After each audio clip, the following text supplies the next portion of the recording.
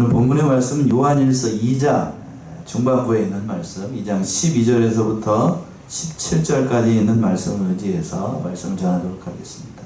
말씀의 제목은 각 연령대 성도들에게 주신 권면이에요. 이 본문의 말씀을 통하여서 사도 요한이 그 믿음의 백성들, 하나님의 백성들에게 특별히 각각의 연령층, 또 신앙의 정도를 따라서 그 신앙에 따라서 권면해 주고 있는 거예요. 믿음 생활 잘 할 수 있도록. 그래서 14절까지 두 개로 나눌 수가 있는데 14절까지는 각각의 성도들에게 주신 그런 신앙적인 권면, 모든 것을 살피고 연령대에 맞게 또 신앙적인 수준에 맞게 사도 요한이 권면을 주고 있는 말씀. 그리고 두 번째는 15절과 17절에 있는 것처럼 그 신앙의 성도들이 세상을 사랑하지 말라라고 두 번째로 권면을 주고 있습니다. 왜 세상을 사랑하지 말라는 것인가? 그것에 대해서 살펴보도록 하겠습니다. 첫 번째는 각 성도들에게 주신 신앙적인 권면인데 14절까지 있는 말씀이에요. 12절 먼저 보시면, 자녀들아, 내가 너희에게 쓰는 것은 너희 죄가 그 이름으로 말미암아 사함을 얻으며. 예, 앞에서 사도 요한은 지난 시간에 살펴봤죠. 7절부터 11절까지 하나님과의 교제를 나누는 우리 성도들이 어떻게 하면 하나님과 바른 관계로 살아가고 무엇이 하나님을 섬기는 백성인지 그것에 대해 증거했는데, 특별히 사도 요한은 형제를 어떻게 하는 것? 사랑하는 것이 하나님의 백성된 가장 중요한 일이다 라고 얘기를 한 거예요. 거기에 의해서 오늘 본문의 말씀에서는 이제 각각 하나님의 백성으로 살아갈 때에 어떻게 살아가야 될 것인지 좀 더 구체적으로 각각 신앙의 수준과 연령에 맞게 사도 요한이 그것에 대한 얘기를 하고 있는 거예요. 그 말씀이 이제 14절까지 잘 표현되어 있습니다. 이 얘기를 할 때 먼저 12절 자녀들아 이렇게 시작을 하고 있어요. 그럼 여기서 시작을 할 때에 12절부터 14절까지 보시게 되면 자녀들아, 또 아이들아, 아비들아, 청년들아 이렇게 사도 요한이 각각의 성도들을 다 부르고 있다는 거예요. 그러니까 이제 이 말씀 속에서 이걸 놓고 해석을 하는 데 있어서 여러 가지로 해석을 합니다. 여러 가지로 해석을 하는데 가장 일반적인 거는 그때 당시 사도 요한의 나이가 굉장히 많았거든요. 그러니까 사도 요한의 관점에서 일반적으로 생각을 할 때에는 자녀들은 말 그대로 어린 믿음의 자녀들, 나이가 어린 그러한 자녀들, 그리고 또 그 신앙 수준이 어린 그런 자녀들을 얘기를 하는 거고, 아비들은 비교적 연령이 높은 교회 안에서 중직을 맡고 있는 뭐라고 얘기를 해야 될까, 이제 교회에서 장로님쯤 되고 아주 큰 연로하신 그러한 노년층에 있는, 그러니까 아주 관록이 붙은 그런 사람들 얘기를 하는 거고, 청년들은 상대적으로 믿음에 있어서 앞서 있으면서 젊고 활기차고 교회에서 모든 쉽게 청년이라고도 할 수도 있고 모든 면에서 앞서 있는 주의 일에 열심하는 그런 젊은 사람들을 얘기를 한다고 볼 수 있습니다. 그래서 첫 번째 12절에서는 자녀들아 내가 너희에게 쓰는 것은 너희 죄가 그의 이름으로 말미암아 어떤 것을 얻었기 때문에 사함을 얻었다.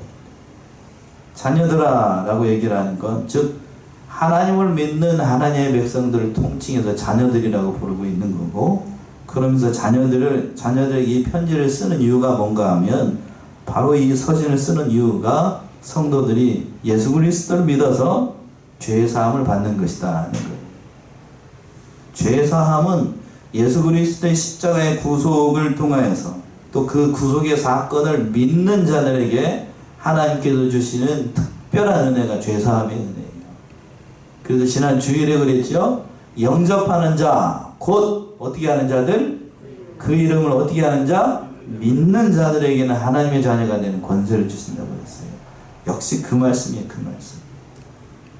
그러니까 하나님의 자녀가 된다. 예수 그리스도를 믿어서 누구보다도 가장 큰 은혜는 하나님의 자녀가 되는 거예요. 근데 하나님의 자녀가 될 때에 조건이 있죠. 뭐가 사야 된다고요? 죄가 사야져야 돼요. 우리는 이 얘기를 하도 많이 들어가지고 나의 죄가 예수 그리스도의 십자가의 공로, 또 예수 그리스도를 믿음으로 말미암아 죄 사함을 받는다는 것이 얼마나 큰 은혜인지를 자주 잊어버려. 저도 그렇고. 그런데 사도 요한, 그리고 여기 성경에 나와 있는 모든 그 선지자들이나 주의 종들을 보게 되면 기독교에서 가장 큰 은혜는 죄가 어떻게 되는 거? 사해져는 거예요. 사해져는 거. 그래서 세상의 종교를 평가를 할 때 기독교가 무엇인가? 한마디로 요약한다라고 하면 뭐라고 얘기를 할 수 있을까? 그 얘기를 하기 전에 세상에서 그러면 기독교를 믿는 사람, 예수를 믿는 사람들, 하나님을 믿는 사람들은 바르고 정직하게 사는 것만이 기독교의 전부인가? 그런가요? 바르고 정직한, 세상에서 바르게 살고 정직하게 살고 모든 사람들이 부러워할 정도로 그렇게 복받고 사는 것이 기독교의 전부라고 하면 그건 다른 세상 종교도 역시 마찬가지예요. 유교, 공자의 가르침, 세상에서 어떻게 살라고 합니까? 바르게 정직하게 살라고 그러지요? 불교 역시 마찬가지예요. 여러분들이 좋아하실지 모르겠지만 원불교도 그렇습니다. 세상에서 어떻게 살라고요? 다른 사람에게 패기치지 말고 그 선을 행하고 그 모든 것을 잘 이루어서 그렇게 살라고, 정직하게 살라고 해요. 그런데 그런 세상 종교하고는 근본적으로 기독교가 다른 이유가 뭔가 하면 뭐가 사해지기 때문에? 죄사함을 받기 때문에. 기독교는 인간의 죄를 다뤄요. 인간의 죄. 다른 종교도 물론 죄를 다룬다라고 얘기를 할 수 있게 하는 사람들도 있는데 세상의 다른 철학이나 사상들이나 그런 종교들은 죄의 실체에 대해서 인정을 하지 않아요. 그들은 죄를 단지 뭐라고 생각을 하냐면 환경이 열악하기 때문에 빚어낸 산물이다 라고 생각을 합니다. 그러니까 살인이 나고 강도가 내고 요즘 세상이 어지럽고 막 혼란한데 이렇게 되는 이유가 뭐라고 생각을 하냐면 환경이 그렇다, 형편이 그렇다, 그렇게 생각을 한답니다. 그러나 성경의 가르침은 누가 악하기 때문에? 사람이 악하기 때문에. 사람 안에 뭐가 있기 때문에?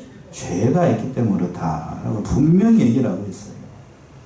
환경이 아니고 사회가 그런 게 아니라 인간 안에 뭐가 있기 때문에? 죄가 있기 때문에. 죄의 영향력으로 사회가 이렇게 혼란하다.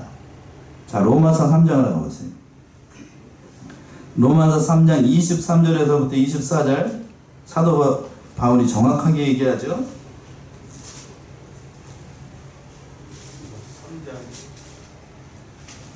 23절 24절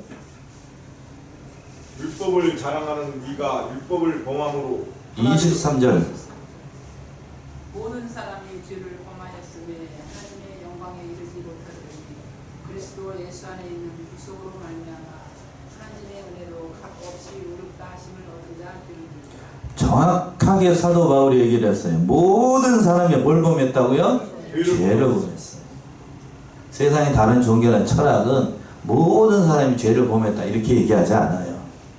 대표적인 예로 유교 아시죠? 유교는 그 공자의 제자들 가운데서 사람이 뭐하다라고 주장하는, 대표적으로 사람의 본성은 악하다라고 주장하는 사람들 순자가 그러죠. 그런데 다른 사람들은 뭐라고 얘기합니까? 사람의 본성은 뭐하다? 악하다고 안 하고 선하다 이렇게 얘기를 하는 사람들도 있어요. 근데 성경의 가르침은 뭐라고? 사람의 본성은 어떻다고? 선하다고 악하다고요? 악하다. 그들은 진리를 모르니까 선하느냐 악하느냐 그런 얘기를 하는데, 그러나 성경의 가르침은 죄 때문이다. 사람의 본성은 선한 게 아니다는 거예요. 그 죄가 누구를 믿음으로 말미암아? 예수를 믿음으로 사함을 받은 것이 얼마나 큰 은혜인지 지금 12절에서 얘기하고 있는 거예요. 죄 사함의 은혜. 이건 감히 인간이 다른 종교로 흉내낼 수 없다는 거예요. 그리고 또 중요한 사실은 죄의 문제가 해결되는 거예요. 누구를 믿음으로 말미암아? 예수를 믿음으로 말미암아. 다른 종교는 이렇게 얘기하지 않아요. 극락에 가느니 뭘 가느니 열심히, 불교에서는 그러죠. 열심히 뭐를 닦으면? 도를 닦으면. 그러나 기독교는 인간의 공로나 인간의 공덕이나 인간의 노력을 전혀 인정을 하지 않아요. 인정을 한다라고 하면 믿는 사람이 그 하나 사람이 누구를 믿는 것? 예수를 믿는 그 공로만 인정을 할 뿐이에요. 나는 불가능하오나 누구는 가능하오니? 예수님만 가능합니다. 그걸 인정하는 것을 가리켜서 믿음이라고 얘기를 합니다. 누가복음 24장을 한번 보겠습니다. 누가 24장 45절에서부터 48절. 이게 저희 마음을 열어 성경을 깨닫게 하시고 또 이르시되 이같이 그리스도가 고난을 받고 제3일에 죽은 자 가운데서 살아날 것과 또 그의 이름으로 죄사함을 얻게 하는 회개가 예루살렘으로부터 시작하여 모든 족속에게 전받을 것이 기록되었으니 너희는 이 모든 일의 증인이라. 예, 24절에서 그랬습니다.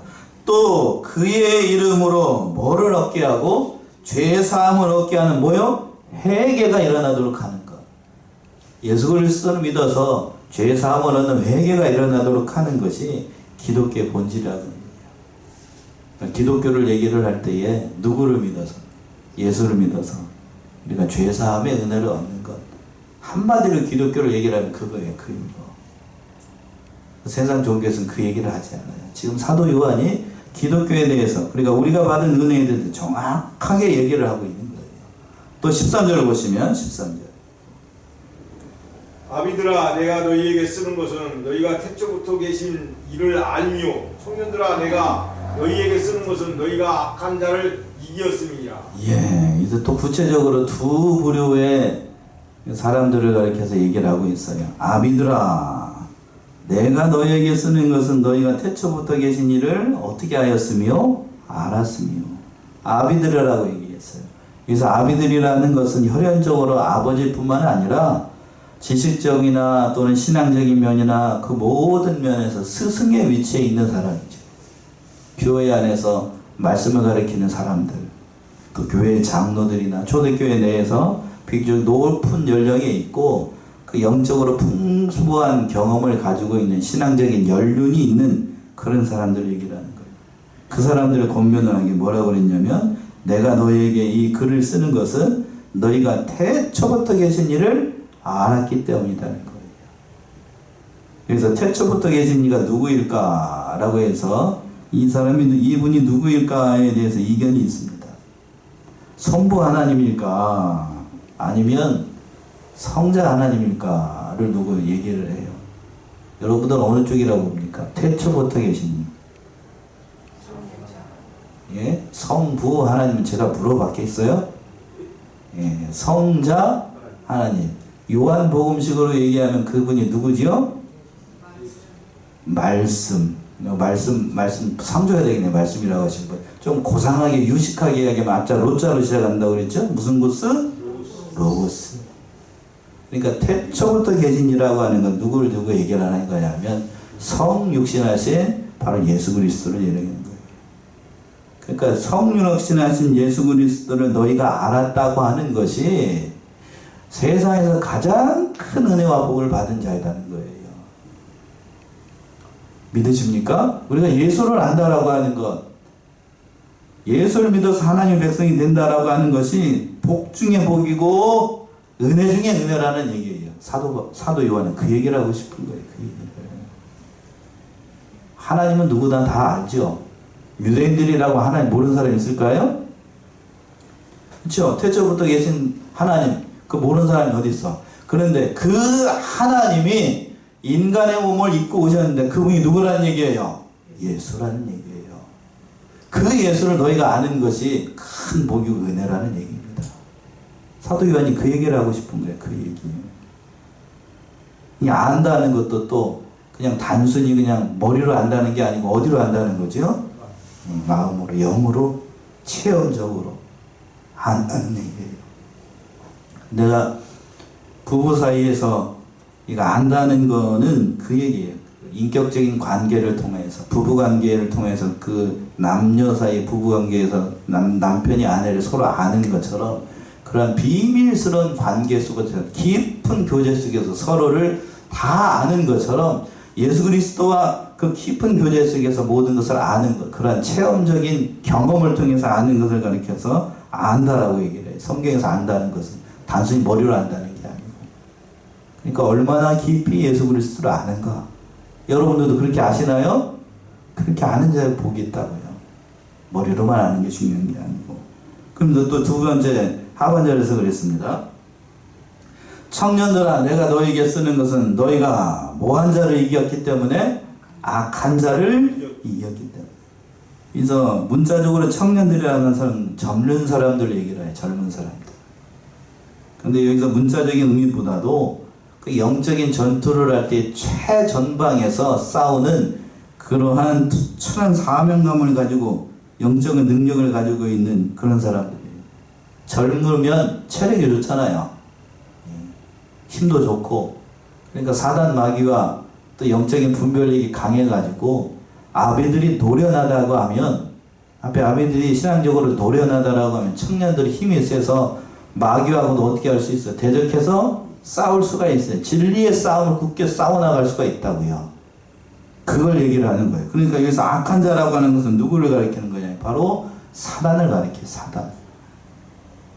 교회 안에 들어와 가지고 진리를 어지럽히고 그 모든 대적들, 바로 영지주의자들 얘기를 하는 것인데, 그 영지주의자들이 교회 안에 들어와 가지고 막 이상한 얘기를 하고 있어. 그럼 그 사람들과 예수 그리스도를 통해서 진리의 싸움을 할 수 있는 신앙적인 담대함이 있고 그런 바른 지식이 있는 청년들 얘기를 하는 거예요. 오늘날로 얘기를 한다라고 하면, 오늘날 한국교회로 대표적으로 어지럽히고 있는 무슨 천지? 신천지와 싸워서 진리의 말씀으로 싸워서 이길 수 있는 어느 교회와 같은? 다시 한번, 어느 교회와 같은? 성안교회와 같은 교회의 성도들 청년이라고 부르는 거예요. 청년들아. 그러니까 이 말은 성안교회와 내가 너에게 이것을 쓰는 것은 너희가 악한 자와 싸워서 이겼기 때문에. 진리로 이기는 거예요. 진리로. 하나님의 말씀으로 이기는 자들에게 이 말씀을 하는 겁니다.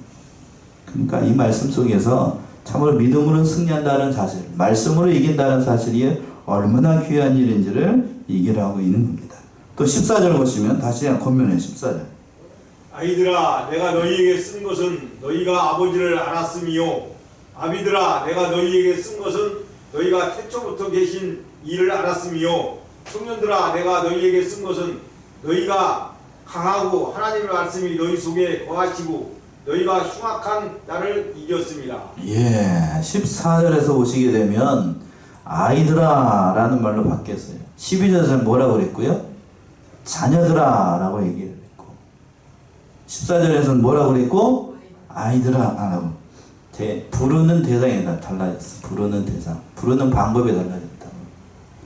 그렇다면 뒤에 말은 다 똑같아요. 비슷합니다. 똑같은데 맨 처음에 부를 때 말이 달라졌더라고요. 그러면 여기서 아이들이라고 하는 것은 문자적으로 어린 아이들을 뜻해요. 어린 아이. 근데 왜 사도 요한이 그러면 앞에서는 자녀라고 부르고 여기서는 아이라고 불렀을까? 자녀들은 말 그대로 아버지의 심정으로 사도 요한이 이렇게 권면을 한 거고, 아이들이라고 부른 것은 믿음이 어린 아이들, 그러니까 제자들을 두고 사도 요한이 얘기를 하는 거예요. 그러니까 아직 믿음이 어리니까 뭐가 필요해요? 연단이 필요하고 훈련이 필요하고 진리에 대해서 바로 아는 것이 필요하겠죠? 그러니까 이 말씀은 같은 말을 반복을 한 것 같지만, 그러나 앞에서는 연령대별로 해가지고 사도 요한이 12절과 13절에서 얘기를 했다라고 하면, 14절 말씀은 신앙의 정도에 따라서, 신앙이 어린 자들과 또 어떤 자들, 장성하고 또 신앙과 믿음이 좋은 자들을 두고서 사도 요한이 이렇게 권면을 하는 거예요. 그러니까 느낌이 조금 다른 거예요. 다른 거. 그러니까 신앙적인 연단이 필요하고 교육이 필요한 아이들은 뭐라고 그랬냐면, 그 하반절에서 그랬어요. 중반절에 내가 너희에게 쓴 것은 너희가 누구를 알았기 때문에? 아버지를 알았기 때문에. 그러니까 아버지, 하나님을 안 것이 참 중요하다고요. 신앙적으로 어리고 아직 장성하지 못한 자들은 세상의 많은 것보다도 나의 아버지가 누구인가를 아는 것이 중요합니다. 우진이가 처음에 어렸을 때에 가장 먼저 아는 사람들은 누구일까요? 어린아이가 제일 먼저 아는 사람이 누구예요? 엄마하고 아빠를 알아주면 감사한 거고, 엄마죠, 엄마. 그리고 옆에 있는 또 이제 저기 날마다 시험 갖고 뭐 이상한 아빠, 그게 아빠라고 부르니까 아빠를 알아죠. 아이 눈에는 본능적으로 누구를 제일 먼저 알죠?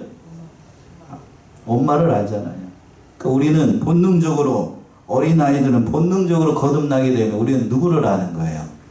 아버지를 아는 거예요. 아버지. 그 얘기를 하는 거예요. 신앙이 아직 어리니까 누구를 아는 게 가장 귀하니까요. 하나님 아버지를 아는 것이 귀하니까. 그러니까 그 믿음 안에서 살기를 지금 사도 요한이 권면하고 있는 거예요. 또 두 번째는 신앙이 장성한 아비들에게 권면을 하는 겁니다. 그 중반절에서 그랬죠? 아비들아 내가 너에게 쓴 것은 너희가 태초부터 계신 이를 알았으며. 첫 번째하고 두 번째하고 그 사도 요한이 얘기하는 방법이 달라요. 자, 14절 다시 한번 읽어보시겠습니까? 14절. 아이들아 내가 너희에게 쓴 것은 너희가 아버지를 알았으며 아비들아 내가 너희에게 쓴 것은 너희가 태초부터 계신 이를 알았으며. 예, 거기까지요. 뭐가 다른지 이해가 되시지요? 아이들은 누구를 아는 거? 거듭나서 누구를 아는 거? 응애 해가지고 누구를 아는 거? 아버지를 아는 거. 아버지를 아는 거. 우리 식으로 얘기한다라고 하면 어린 아이가 누구를 아는 거? 엄마를 아는 거. 그런데 또 장성하게 되면 내가 너희에게 쓴 것은 너희가 태초부터 계신 누구? 태초부터 계신 누구요? 말씀이신 성육신하신 누구? 예수를 아는 것. 장성하면, 신앙이 장성하면 하나님 아버지만 아는 게 아니라 하나님 아버지께로 인도하신 누구를 아는 거라고요? 예수를 아는 거라고요. 예수를 아는 거. 알되 바로 알아야 돼. 알도 바라야 돼. 그 얘기를 하고 있는 거고. 또 마지막 하반절에서 그랬습니다. 청년들아 내가 너희에게 쓰는 것은 너희가 강하고 하나님의 말씀이 너희 속에 거하시고 너희가 흉악한 자를 이기했습니다. 육체적으로 강한 게 아니고 영적으로 강해가지고 진리의 싸움을 바로 하는 그 사람들이 바로 그런 자들이라는 거예요. 그러니까 이런 청년들이라고 하는 건 나이가 아무리 많아도 금방 소천할 것 같은 그런 사람이라고 할지라도 영적으로 강해서 깨어 있어서 하나님의 말씀으로 그 모든 일을 잘 해나가는 사람들은 청년이라고 할 수 있어요. 성경에서 보시게 되면 사무엘이 노년에 그런 신앙을 가졌지요. 내가 뭐하기를 싫은 죄를 범치 않겠다. 기도하기를 싫은 죄를 범치 않겠다. 그리고 모세가 그랬습니다. 하나님께 부름을 받는 그 순간까지 눈이 휘어지지 않았대. 그리고 여러분들 십계명의 돌판을 들고 이 시내산에서 내려올 때 모세의 나이가 몇 살인지 아셔요? 예, 거의 그래요. 그 노인네가 아무리 돌판 2개를 자기 여호수아한테 준 게 아니고 자기가 직접 들고 내려와. 그리고 40일 기도를 금식 기도를 몇 번이나 하고 한 번도 아니요. 2번씩이나 하고 그 노인이 그런 신앙으로 나아갔다는 거예요. 그러니까 대단한 영성과 그 모든 것을 가졌다는 거죠. 바로 그런 신앙으로 다는 사람들이 바로 청년이라고 할 수 있어요. 자, 시편 71편 가보세요. 시편 71편 9절에서부터 12절. 시편 저자가 늙을 때에 신앙이 약해지지 않도록 했는데, 기도했는데, 바로 이런 사람이 젊은 자죠. 71편 9절과 12절. 나를 늙을 때에 버리지 마시며 내 힘이 쇠약할 때에 떠나지 마소서. 나의 원수들이 내게 대하여 말하며 나의 영혼을 엿보는 자가 서로 꾀하여 이르기를 하나님이 저를 버리셨은즉 따라잡으라 건질 자가 없다 하오니 하나님이여 나를 멀리 마소서. 나의 하나님이여 속히 나를 도우소서. 예, 이 시편의 저자가 그랬습니다. 나를 늙을 때에 뭐하지 마소서? 버리지 마소서. 그러니까 이 말씀 속에 이제 신앙적으로 좀 나이가 드신 분들한테 신명하면 참 유익한 말씀인데, 이 영적인 의미는 그런 거예요. 아무리 나이가 많이 들어도 이러한 기도 가운데 하나님을 만난 자들은 청년과 같은 신앙으로 살 수 있다는 얘기예요. 그러니까 우리에게 소망이 있는 거예요. 영적인 세계는 나이가 많다라고 해서 그 신앙이 뭐 저기 하거나 그런 거 아니에요. 또 반대로 얘기한다라고 하면 아무리 나이가 어려도 신앙이 뭐한 사람이 있다는 거예요? 장성한 사람이 있다는 얘기입니다. 성경적인 예를 든다라고 하면 다윗과 같은 사람이죠. 다윗이 소년이었지만 누구를 쓰러뜨렸어요? 골리앗을 쓰러뜨렸어요. 여러분들이 골리앗 쓰러뜨리라고 하면 아마 여기서 못한다고 할 사람 대부분일 거예요. 근데 그 나이 어린 청년이었던 청년도 아니죠. 소년이었던 다윗은 물맷돌만 가지고 골리앗을 쓰러뜨렸어요. 어떤 신앙을 가지고 있었기 때문에 바로 청년의 신앙을 가지고 있습니다. 그런 신앙을 가지고 있어서 하나님을 믿는다는 것이 무엇인지를 이 사도 요한이 각각의 사람들의 수준에 맞게 이렇게 권면을 한 겁니다. 그리고 또 두 번째는 15절에서부터 17절까지 하나님을 믿는 하나님의 백성들은 세상을 사랑하지 말라라고 권면을 하고 있어요. 15절 보시면 이 세상이나 세상에 있는 것들을 사랑치 말라. 누구든지 세상을 사랑하면 아버지의 사랑이 그 속에 있지 아니하니. 15절 우리 합독합시다. 15절 시작. 이 세상이나 세상에 있는 것들을 사랑치 말라. 누구든지 세상을 사랑하면 아버지의 사랑이 그 속에 있지 아니하니. 이 세상이나 세상에 있는 것을 사랑하지 말라. 앞에 12절부터 14절까지는 각 연령별로 또 신앙의 정도에 따라서 사도 요한이 신앙적인 권면을 했다라고 하면 15절부터 마지막 절까지는 그 세상을 사랑하지 말라. 사도 요한이 이렇게 결론적으로 오늘 말씀에서 결론적으로 이 얘기를 하고 있는 거예요. 왜 그런가? 이 세상은 공중 권세 잡은 누구의 권세 아래 있으니까요?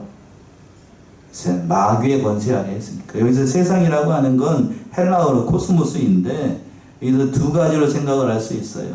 이 세상은 이제 성경에서 보통은 하나님이 창조하신 이 천지 만물을 얘기할 때, 이 세상을 얘기할 때 세상이라고 할 수 있고, 또 두 번째는 여기서 얘기하는 세상이라고 하는 건 공중 권세 잡은 마귀의 통치를 받는 영적인 세계, 사상, 가치관, 삶의 방식들을 얘기를 하는 거예요.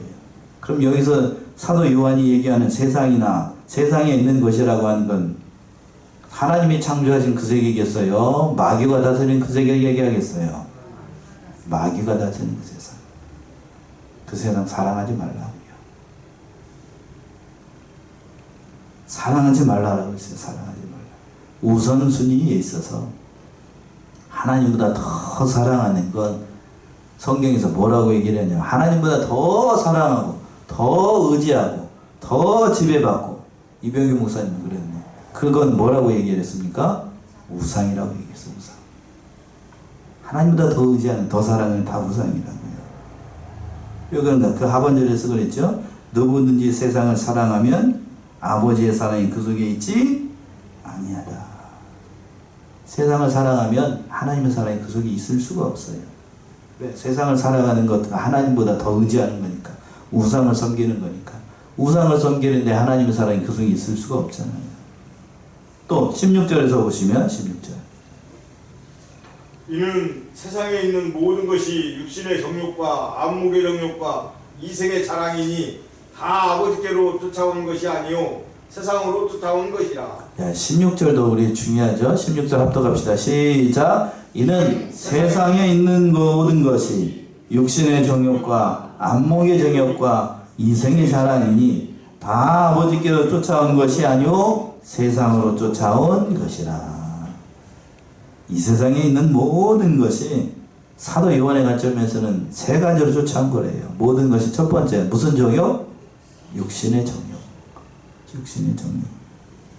즉 자기가 가지고 있는 이 부패한 이 본성으로부터 나온 그런 정욕 때문에 나타난다는 거예요. 하와가 사단의 게임을 받아가지고 선악과를 보는 순간 먹음직도 하다라고 유혹한 게 바로 육신의 정욕이에요. 먹음직하죠. 딱 보는 순간 선악과를 딱 보는 순간 무슨 생각이 들었다고요? 아, 과연 먹음직스럽다. 먹고 싶잖아요. 배가 고픈데 지금 여러분들 배가 고프신 거예요. 저녁을 안 드신 분은 배가 고플 거고. 그러한 생각이 바로 육신의 정욕이라고 하는 거예요. 하나님이 금지했음에도 불구하고 그거를 먹고 싶고 뭔가를 하고 싶은 게 다 육신의 정욕이에요. 또 두 번째는 무슨 정욕이라고요? 안목의 정욕. 눈을 통해서 일어나는 그 죄악된 정욕망을 얘기하는 거예요. 그러니까 창세기 3장 6절에 있는 것처럼 보는 순간 선악과를 그 하와가 보는 순간 보암직도 하고 라고 되어 있잖아요. 창세기 3장 6절을 봅시다. 한번 찾아보려고 그랬더니 창세기 3장 6절 여자가 그 나무를 본즉 먹음직도 하고 보암직도 하고 지혜롭게 할 만큼 탐스럽기도 한 나무이니라. 예. 뭐라고 그랬어요? 첫 번째 먹음직스럽고 무슨 정욕이에요? 육신의 정욕이고 그 다음 또 보암직도 하고 무슨 정욕? 안목의 정욕이고 그 마지막은 또 뭐라고 그랬습니까? 지혜롭게 할 만큼 뭔 자나이겠어 그게? 이상이잖아요. 한마디로 사도 요한이 그 품었던 모든 것들을 이렇게 표현을 한 겁니다. 그러니까 여기에서 난다는 거예요. 여기에서 다. 이 모든 것이 다 하반절에서 얘기했습니다. 다 아버지께로 쫓아온 것이 아니요 어디로 쫓아왔다고요? 세상으로 쫓아왔다. 즉 마귀로부터 마귀가 지배하는 세상으로 났으니 믿는 자는 거기 따라가면 안 돼요. 마지막으로 결론의 말씀이 17절이죠. 17절 보시면 이 세상도 그 정욕도 지나가되 오직 하나님의 뜻을 행하는 이는 영원히 거하느니라. 예, 합독합시다. 마지막 17절 시작. 이 세상도 정욕도 지나가되 오직 하나님의 뜻을 행하는 이는 영원히 거하니라. 참 마치 철학책을 읽는 것 같아요. 그렇죠? 이 세상도 그 정욕도 어떠하되 지나가되 이 세상에 있는 것들도 다 지나가고 정욕도 지나가고 젊음도 지나가고 권력도 지나가고 다 지나가요. 다 지나가. 이 세상에 있는 모든 것 예수님께서 재림하시게 되면 심판을 하시는 특별히 무슨 심판을 하신다고 그랬죠?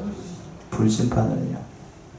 불심판하는데 불심판할 동안에 남아있으면 하나님께 뭘 받고 상을 받고 남아있지 않으면 뭘 받고 해를 받아요. 그러니까 믿는 자들은 해받는 구원 받으면 안 됩니다. 하나님 앞에서 그 행위가 부끄럽게 되면 참으로 지나가요. 그러니까 우리는 세상에 있는 것이 다 지나간 줄 알고 오직 누구의 뜻을 행해서 하나님의 뜻을 행해서 그것만 영원히 남는다. 그것만. 한 군데만 찾아보고도 말씀 마칠게요. 베드로전서 1장 24절 25절 베드로전서 1장 24, 25 그러므로 모든 육체는 풀과 같고 그 모든 영광이 풀의 꽃과 같으니 풀은 마르고 꽃은 떨어지되 오직 주의 말씀은 세세토록 있도다 하였으니 너희에게 전한 복음이 곧 이 말씀이니라. 예, 그러므로 모든 육체는 무엇과 같고 풀과 같고 모든 영광은 뭐일 것 같아요? 풀의 꽃과 같으니. 참 사도 베드로도 오늘 본문의 말씀에 등장하고 있는 사도 요한도 참 기가 막히게 표현을 했어. 우리 인생이 덧없어. 육체와 같고 풀의 꽃과 같고 이 세상도 정욕도 다 지나간다. 이때 사도 요한의 나이가 굉장히 나이가 많았다고요.